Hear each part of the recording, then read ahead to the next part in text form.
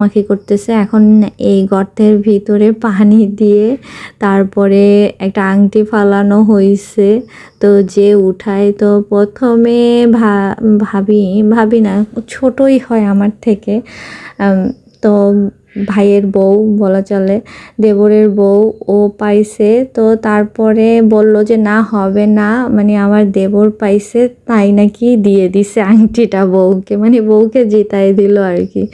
তারপরে আবার আমার দেবরই জিতলো, বলল যে না আমি পাইছি। আরও এক রাউন্ড খেলা হয়েছে, 3 রাউন্ডের মতো খেলা হয়েছিল।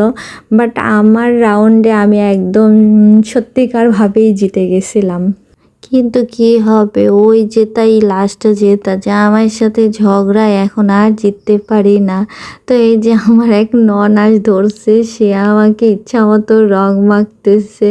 তো আমি বলতেছি হ্যাঁ রং মাখো, কিন্তু জড়ি টড়ি মাইখা দিও না, কারণ আমি অলরেডি গোসল করে আসছি, এখন আবার আমার জায়গা গোসল করতে হবে। তো আমি আপুকে একদম জড়াই ধরছি, বলছি যে মাখো, সবাই মিলে মাখো। ইনিও আসছে আমাকে জড়ি দিয়ে দিতে, আমি আবার একে জড়ি দিয়ে দিছি। ভাই আমার জড়ি অনেক ভয় লাগে, কারণ ওইখানে লাগলে না চুলকায়।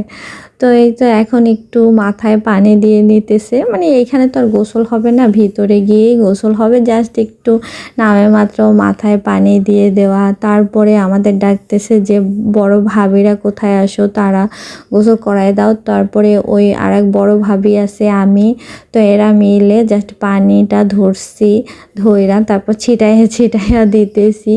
তো এই ছিটানোর ভিতরেই শুরু হয়ে যাবে ঘটনা দুর্ঘটনা, যা বলার মতো না। তো ভাবি গোসল করাইতেছে, এর ভিতরে দিছে আমার গায়ে ভাবি পানি ঢাইলা, সবার গায়ে ছিটাই দিছে। তারপরে এখান থেকে আর এক ননাস আমার গায়ে এক মগ দিয়ে দিছে রং।